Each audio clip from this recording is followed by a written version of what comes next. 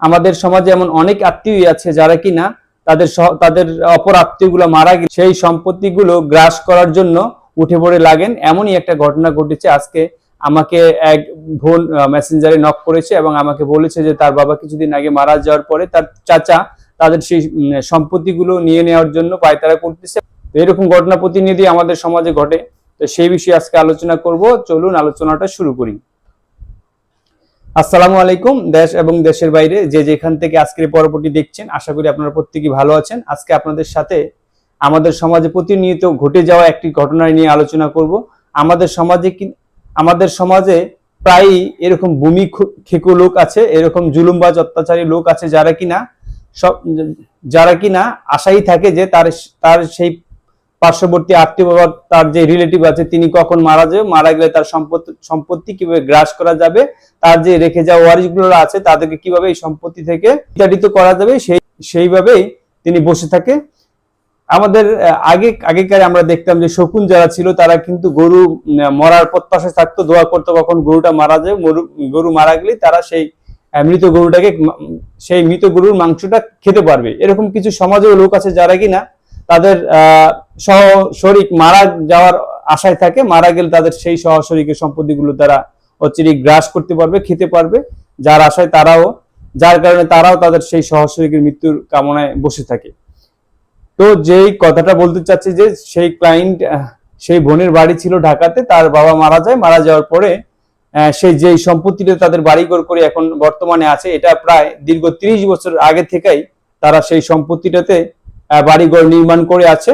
তো যখন তার বাবা জীবিত থাকা অবস্থায় তার সেই চাচা কখনই বলে নাই যে এই সম্পত্তি আমার মা আমাকে লিখে দিয়ে গিয়েছে। এখন যখন তার সেই বোনটির বাবা মারা গেল, মারা যাওয়ার পরে 1 মাস পরে তার সেই চাচা এসে হাজির হলো পাশাপাশি তাদের বাড়ি। সেই চাচা এসে বললো যে এতদিন আমার ভাই জীবিত ছিল, আমি কিছু বলিনি, আমার সম্পত্তিতে ভাই দখলে ছিল, খাইছে, আমি কিছু বলিনি। এখন আমার ভাই যেহেতু নেই, তো আমার এই জমি ছেড়ে দিতে হবে, এই জমি আমার মা আমাকে দলিল করে দিয়ে গিয়েছে। তো এই যে 30 বছর ধরে যে সেই বোনটা তার পরিবারের লোকজন নিয়ে, তার বাবা মাকে নিয়ে বসবাস করতেছে। কোনোদিনও তিনি বললেন না যে তিনি এই জমিটি ক্রয় সূত্রে মালিক হয়েছেন, তার মা তাকে দলিল করে দিয়ে গেছেন, সেটা কোনোদিনও তিনি প্রকাশ করলেন না। অথচ আজকে তার বাবা মারা যাওয়ার মাত্র 1 মাসের পরেই তিনি এসে হাজির হলেন যে এই সম্পত্তিটি তার মালিকানা সংক্রান্ত সম্পত্তি, তিনি এই সম্পত্তি তার মায়ের কাছ থেকে ক্রয় সূত্রে মালিক হয়েছেন। এই যে ভূমি খেকো লোক যে প্রত্যেকটা সমাজই আছে, এতেই কিন্তু প্রমাণ পাওয়া যায়।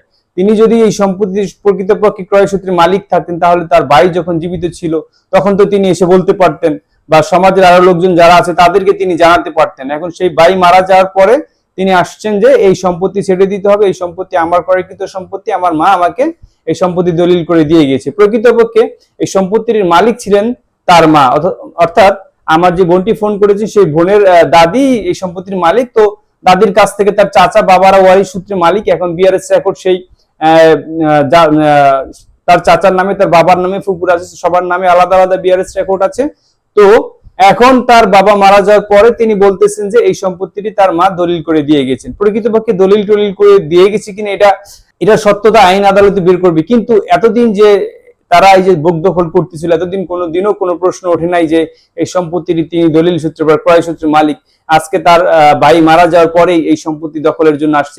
এখানে অবশ্যই অন্যায় কোনো দুরভিসন্ধি আছে, সেই দুরভিসন্ধির মাধ্যমেই কিন্তু এই সম্পত্তিটি তিনি দখল করতে চান।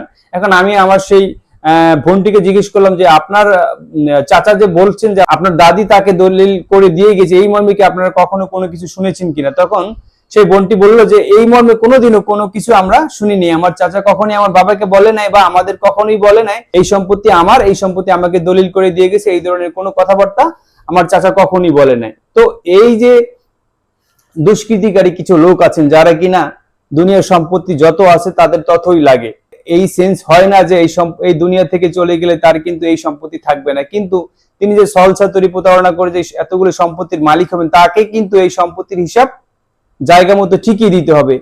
উদাহরণস্বরূপ আমরা বলতে পারি, এই যে কিছুদিন আগে ভাইরাল হয়ে যাওয়া আবেদ আলী বা মতিউর রহমান, তারা তো কোটি কোটি টাকা অন্যায়ভাবে হাতিয়েছেন। তারা কি এখন সুখে বা শান্তিতে আছেন?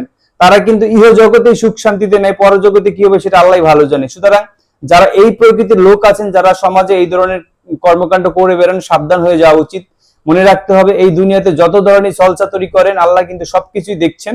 আল্লাহ অতির দয়াময় দেখেই হয়তো আমাদেরকে আল্লাহ সহ্য করছেন বা সহ্য করতেছেন, কিন্তু এই সহ্যেরও কিন্তু একটা সীমা আছে। তার প্রমাণ কিন্তু আমরা ইহজগতে পেয়ে যাই, আমরা কিছু ঘটনার উদাহরণ দেখলেই আমরা কিন্তু তার সেটা বুঝতে পারি। সুতরাং জুলুম ছল চাতুরি করে অন্যকে ঠকানো থেকে বিরত থাকা উচিত।